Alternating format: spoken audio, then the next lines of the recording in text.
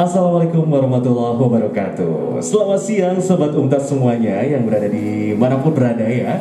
Tetap memperhatikan protokol kesehatan pastinya. Senang sekali saya Febri Laksono dapat kembali lagi di live IG-nya Untas di Untas Voice ya.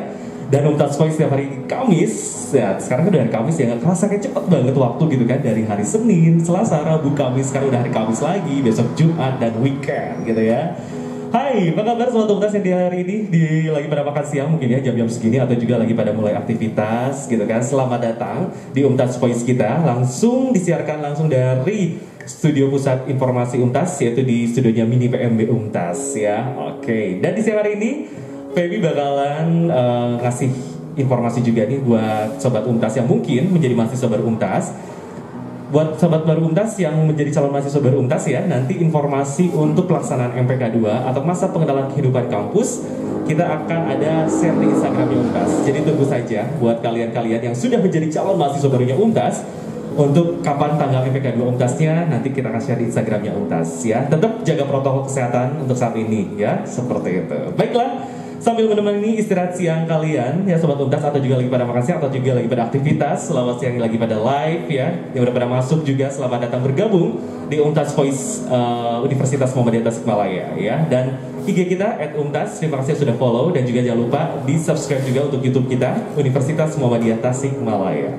Baik, tidak sendirian. Seperti biasa ada narasumber yang sudah kita akan undang di siang hari ini. Yang pasti di siang hari ini adalah seorang jawara.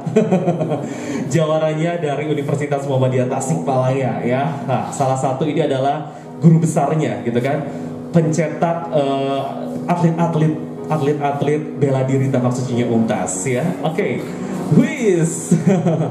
Kita langsung aja datang. Selamat siang Bapak Asep. Silakan Bapak Asep. Iya.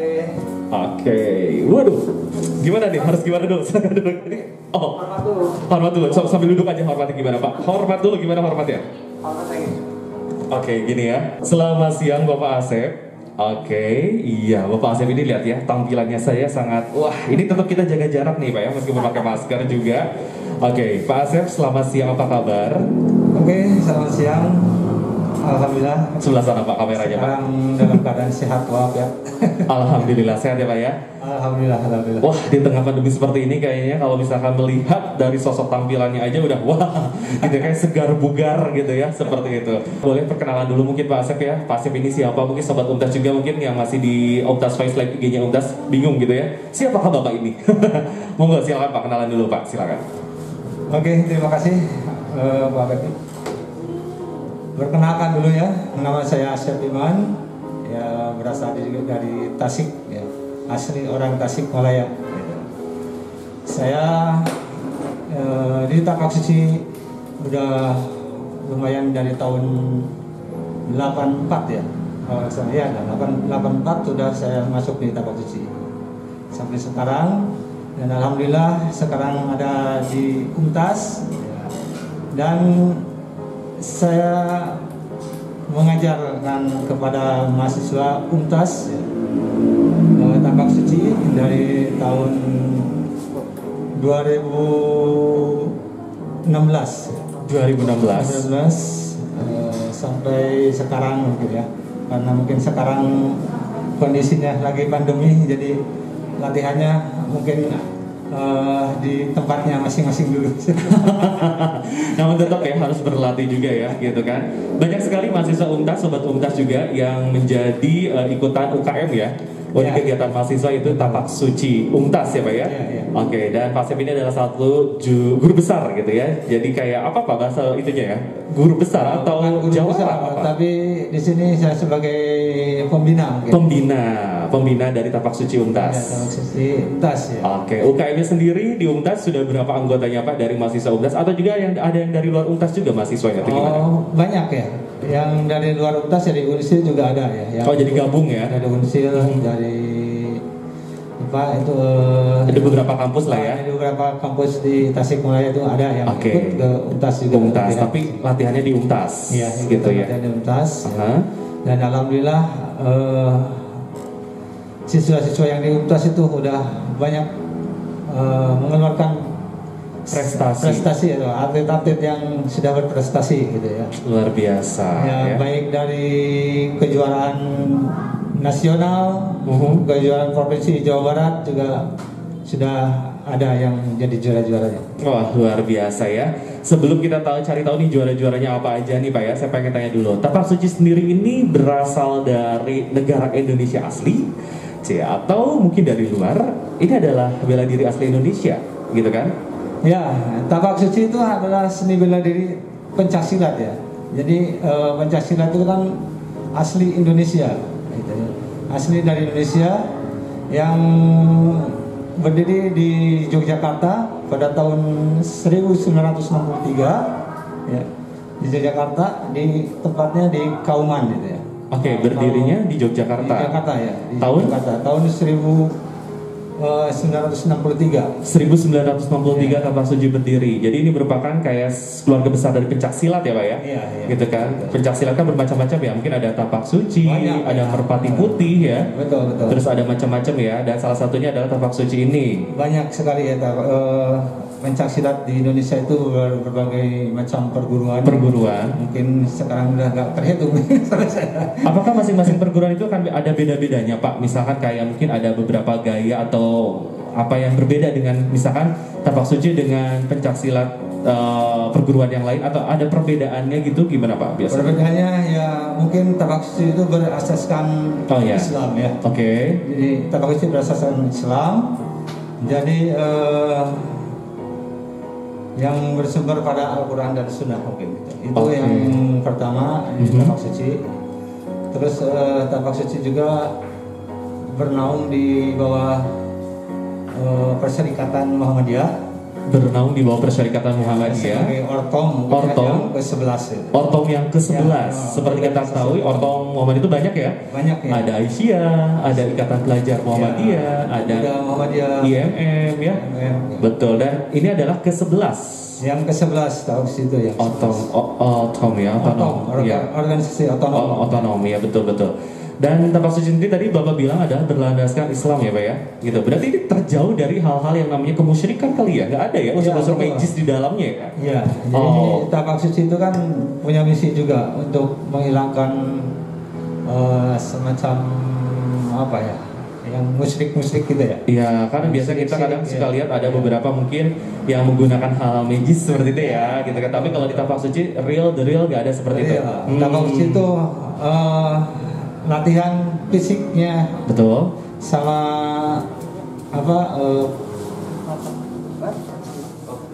pernapasan juga gitu kan, ada latihan pernapasannya ya, untuk kekuatan stamina tubuh ya. Oke. Bagus itu. Berarti tenaga dalam yang bersumber dari diri yang kalau bahasa ininya Tapak Suci itu apa Pak orangnya, kalau misalkan kayak atlet gitu ya, misalkan gitu ya kan, kalau Tapak Suci ada nggak istilahnya apa, misalkan kayak untuk sebutannya ya Pak ya, untuk anggotanya kira-kira apa Pak biasanya sebutannya Pak? Kalau anggota Takar teteh enggak dong ya, Mojang jajak belum enggak dong. Beda itu, beda. Yang dimaksud mungkin tingkatannya mungkin ya. Oh, ada tingkatan-tingkatannya ya. Boleh ceritain Pak, tingkatannya gimana? Jadi Tapak Suci itu kan ada tingkatannya. Yang pertama yang baru masuk sebagai anggota baru disebutnya dengan siswa dasar SD ya. Sekolah dasar itu, tapi ini siswa dasar yang sabuknya masih kuning polos ya. Kuning polos berarti siswa dasar. Oke, terus ada siswa satu itu bedanya yang sudah tingkat 1 gitu.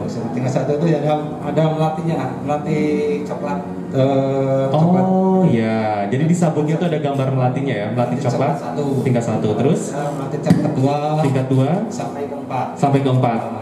Sampai 4, dari 4 nanti ada istilahnya pengkaderan. Nah, itu gimana tuh? Kadar pelatih, ada kadar untuk asisten pelatih. Oh iya, berarti kalau misalkan bahasa akademi itu kalau misalkan udah jadi sarjana ya gitu ya.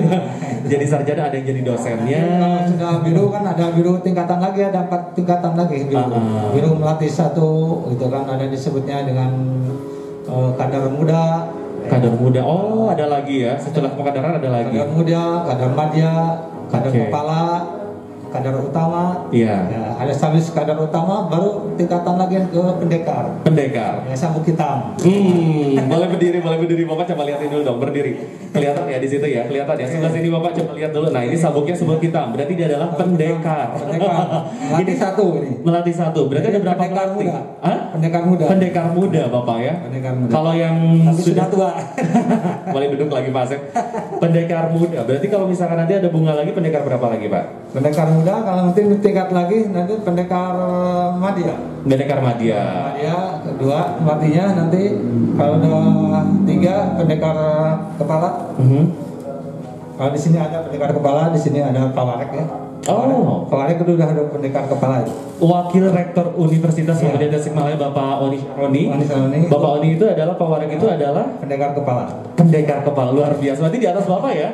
Oh, berarti Bapak jangan macam-macam. Saya. Luar biasa loh ya. Oke, nah kalau Bapak sendiri sudah berkecimpung di Tapak Suci Pak Asep ya sudah berapa lama Pak? Ya kalau saya di Tapak Suci mungkin dari tahun 1984 ya. Berarti di usia Bapak itu waktu usia 17 tahun ya? Usia berapa Pak mulai? Usia berapa deh? Usia berapa mulai Tapak Suci? SMA itu tahun berapa ya? Berarti waktu zaman SMA. Iya. SMA itu berarti masih usia 16, 17, 18 ya, sekitaran itu ya. Oh, oke. Sampai sekarang ya. Sampai sekarang. Ya. Sekarang usia berapa Bapak? Maaf. Udah 54. Wah, masih muda lah Pak, 54 ya, belum kepala 60. Oke, tapi masih tetap sehat. Oke, Pak Asep sendiri nih ya.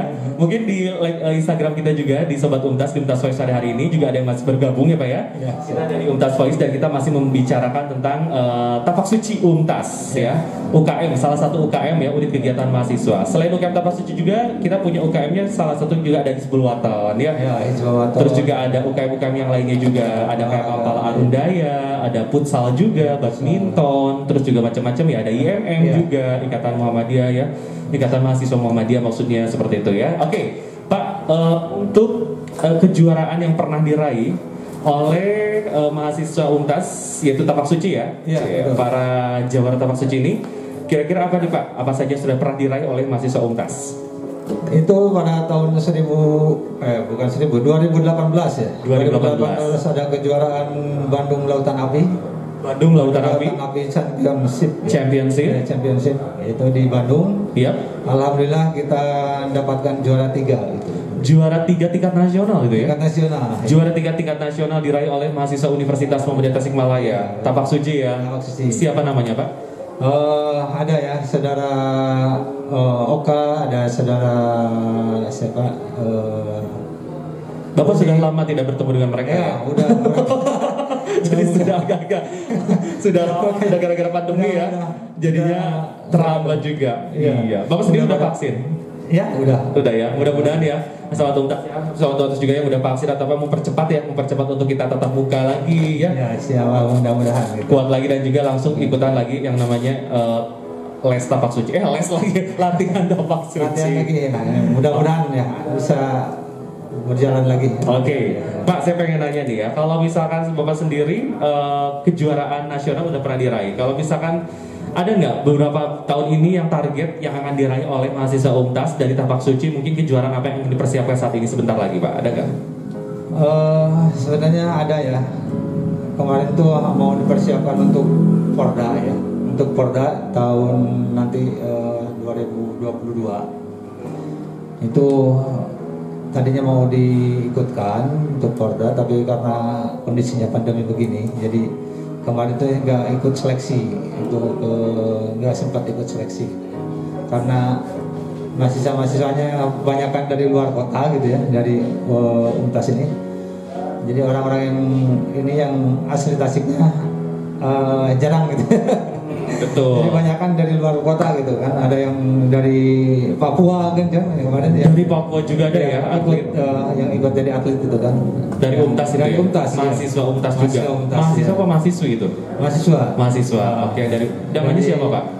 Situ siapa? Namanya Jaja tuh ya. Oh iya. Sama Rizaldi itu. Rizaldi ya, tahu itu Rizaldi ya. Oke. Nah, kalau misalkan Bapak sendiri untuk kejuaraan Tapak Suci ya, kalau di Untas sendiri nih Pak ya, kira-kira apa sih yang Bapak ingin bangun gitu ya untuk mahasiswa-mahasiswa baru yang mungkin sekarang ini lagi pada live di Instagramnya Umtas juga gitu kan. Seperti apa sih syarat yang harus dimiliki gitu untuk menjadi seorang yang pengen ikutan tapak suci seperti Bapak? Gimana nih? Syarat-syaratnya apa nih Pak? Atau harus kuat mental? Atau mungkin harus tampang oke gitu? Tampang menarik gitu? Gimana nih Pak? Syaratnya apa nih Pak kira-kira? Ya, persyaratan sih nggak begitu apa ya. Yang penting ada kemauan mau berlatih ya, satu itu. Betul. Yang penting ada kemauan berlatih dan ingin ingin berprestasi di Umtas atau di tapak sucinya, ya silakan daftarkan diri di tapak suci. Bisa lewat saya langsung juga bisa, silakan. Kalau mau bergabung di tapak suci tidak perlu ada persyaratan apa-apa, yang penting masuk dulu. Nanti belajar di tapak suci, banyak hal yang harus dipelajari di tapak suci. Betul sekali, belajar banyak hal. Di antara tadi adalah juga menggunakan ini apa ya, iman Islamnya ya. Nah itu nanti itu. dipelajari juga di tapak suci itu kan. Dia tidak hanya belajar jurusnya saja, betul, tapi kita juga belajar akhlak, belajar tauhidnya, belajar Islamnya, gitu kan. Ini pelajari semua. Oke, ada pertanyaan mungkin dari Sobat Umtas, boleh dilihat ya. Kalau misalkan ada pertanyaan dari tim kita yang ada di bagian layar, kira-kira ada pertanyaan apa? Oh ini ada pertanyaan nih Pak ya, katanya dari mahasiswa baru Umtas juga ya. Artinya merah itu kalau misalkan ada artinya nggak, bajunya merah itu warnanya maksudnya apa? Beda dengan pencak silat yang lain biasanya suka warna hitam atau putih. Kenapa tapak suci memilih merah katanya? Ya oke, tapak suci memilih merah itu karena mungkin satu tadinya waktu zaman dulunya katanya ini sebelum dilahirkan Bapak ya? Mungkin sebelum dilahirkan. Ini gimana ceritanya Pak? Perguruan silat itu kan terlalu banyak ya, dan seragam itu karena banyak yang semuanya sama hitam gitu kan ya. Yep. Banyak yang hitam-hitam semua, dan waktu dulu itu mungkin ada yang istilahnya apa namanya ya, kalau disebut ilmu hitam gitu. Ilmu hitam. Oh gitu, ya. Hitam. Nah jadi tapak suci untuk membedakan dari yang lain itu karena kita di Indonesia itu banyaknya perguruan silat itu hitam, maka tapak suci memakai bajunya yang merah gitu. Dengan arti? Dengan arti berani. Berani. Oke. Tapi bagi silat-silat juga kan ada yang pakai baju hitam juga, itu kan mengandung arti juga ya Pak ya, gitu kan. Jadi bukan berarti artinya adalah hitam berarti artinya adalah dunia magis atau hitam, enggak gitu ya Pak ya. Enggak. Atau putih berarti ini yang putih alirannya, enggak juga. Jadi semuanya itu tergantung aja ya Pak ya. Tergantung perguruannya ya. Jadi bukan berarti hitam berarti nanti ini berarti alirannya begini, yang putih alirannya begitu, merah artinya begini. Enggak. Jadi itu hanya sebagai simbol aja ya Pak ya. Simbol saja. Biar jadi mungkin tapak suci pilih merah karena ciri khasnya mungkin ingin lebih mungkin berbeda dari yang lain, yaitu berani tadi artinya. Atau yang hitam biasanya artinya mungkin lebih jawara seperti itu ya, jadi lebih elegan ya, biasa lebih kekuatan power biasanya kalau hitam itu ya, baju hitam. Kalau putih mungkin tapak suci juga suka pakai yang hitam juga. Iya, di Bapak pakai rompi hitam juga kan. Nah, tapak suci kalau lagi kejuaraan IPSI, betul. Itu tapak suci juga ganti pakaian, tidak pakai baju perguruan, tapi pakai yang hitam-hitam. Yang hitam-hitam juga, betul. Jadi ada beberapa juga ya baju, jadi nggak cuma hanya terfokus satu. Ya, tidak terfokus satu, karena kan untuk skopnya nasional itu pakai yang hitam-hitam. Oh iya, skop nasional hitam-hitam seperti itu ya. Untuk di perguruan silat IPSI, Ikatan Pencak Silat Seluruh Indonesia itu pakainya hitam semua. Ikatan Pencak Silat Seluruh Indonesia. Oke, boleh sapa deh buat teman-teman yang ada di IPSI juga ya. Yang mungkin sekarang ini juga lagi ada yang live juga di Instagramnya Umtas, di Umtas Space kita ya. Oke Pak, kalau misalkan tapak suci sendiri nih ya, tadi kan adalah salah satu organisasi atau keumuman yang ke-11 ya, yang ke-11. Nah, kalau misalkan Bapak sendiri nih ya, kalau misalkan suka dukanya deh menjadi seorang guru mahasiswa mahasiswa yang UKM Tapak Suci ya. Kira-kira nih dukanya dulu kalau misalnya pas waktu sebelum pandemi ya lagi latihan nih, kira-kira mahasiswanya atau mahasiswanya gimana, atau ada yang mengeluh ini itulah gitu kan, ada yang nggak bisa mencahin batu lah gitu kan, biasanya suka bisa ya mencahin besi. Iya betul. Itu cuma untuk ini apa ya? Waktu pertama kita melatih anak-anak mahasiswa di Untas ini memang ada kendala-kendala yang apa ya, mungkin karena kita baru di Untas itu, mungkin Universitas Muhammadiyah ini baru di Tasikmalaya ada tapak sucinya, jadi anak-anak juga mungkin ya sebagian besar kalau orang-orang yang masuk ke Untas itu kan kadang ada yang dari perguruan silat yang lain gitu kan, ada juga yang dari kalau dari keluar dari Muhammadiyah pasti ada yang ikut dari tapak suci ya. Nah kendalanya di Untas mungkin waktu itu ada kita belum punya peralatan yang begitu lengkap ya untuk waktu awal ya. Kalau sekarang udah lengkap ya. Sekarang juga sekarang sudah lengkap, tinggal pemeliharaan masih kurang lagi ya. Nanti tinggal dilengkapi lagi, tenang. Untas sabar, Untas pasti akan lengkap. Mudah-mudahan nanti Untas bisa memfasilitasi ya. Betul, gak cuma hanya untuk mahasiswa-mahasiswa Untas saja, tapi juga menjadi barometer untuk Tapak Suci Jawa Barat bahkan ya di Untas, luar biasa ya. Oke, kalau misalkan tadi apa ya itu dukanya ya. Oke, kalau misalkan sekarang sukanya kira-kira apa? Menjadi seorang kita di sini melatih anak-anak mahasiswa itu kan beda lagi dengan anak-anak kecil ya, anak-anak SD, SMP, SMA. Tapi kalau di universitas itu udah mahasiswa gitu yang yang sudah meningkat dewasa gitu ya, sudah mengerti, jadi tidak terlalu susah lah untuk melatih gitu kan. Tapi ya kalau yang masih baru kan banyak ada yang belum punya dasar pencaksilat, itu memang agak susah gitu ya. Tapi tidak sesusah dengan anak-anak yang SD, SMP, SMA gitu. Oke, nah ada pertanyaan nih Pak ya sekarang ini dari siapa tuh ya? Dari siapa dari itu namanya? Boleh dilihat Kang Adit? Oh dari Arya ya. Arya Karismata. Oke. Dari Arya pertanyaannya adalah katanya gini Pak, katanya ini apa nih? Kalau misalkan saya perkenalkan saya mahasiswa baru Untas katanya ya Pak ya. Prodi apa nih ya? Dari prodi mana nggak disebutin. Pak kalau misalkan saya pengen ikutan Tapak Suci Untas nanti kalau udah masuk kuliah tatap muka katanya, tapi dia sendiri basicnya adalah dari karate. Nah kira-kira akan sulit tidak ya kalau untuk mengikuti Tapak Suci kalau misalnya udah basicnya dari karate?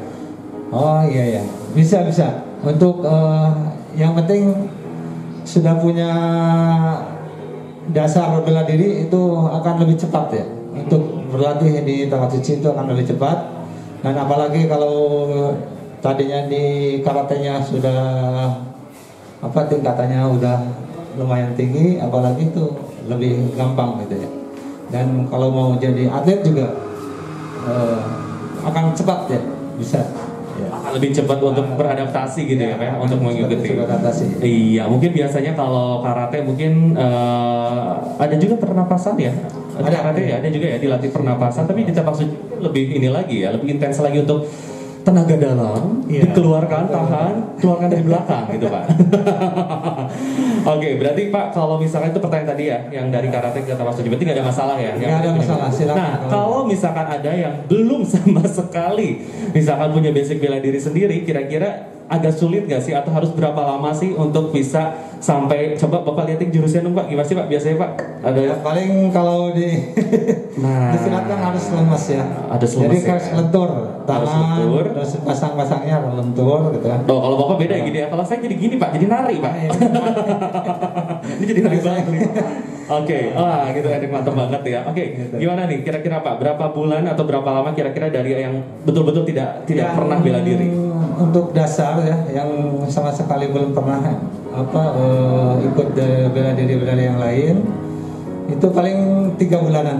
3 bulanan. 3 bulan sudah bisa ada gerakan-gerakan galaksi. 3 bulan tapi harus intens latihannya ya. Kalau misalkan nggak itu sama juga gitu kan, seminggu cuma sekali sama aja bohong. Kalau di tempat latihan kan cuma 2 kali latihannya. Seminggu berapa kali sih latihannya Pak kalau di Untas? Seminggu 2 kali ya di Untas. Nah, Nanti Oke. latihannya di rumah juga harus dilatih lagi gitu. Harus dilatih lagi. Cuman latihannya cuman di UMTAS saja kan cuma 2 kali pertemuan. Ya, mungkin agak lama gitu. Betul. Biasanya berapa kali sih, seminggu 2 kali atau 3 kali di Seminggu UMTAS? 2 kali. Seminggu 2 kali kalau pas lagi tatap muka ya, pas lagi offline ya.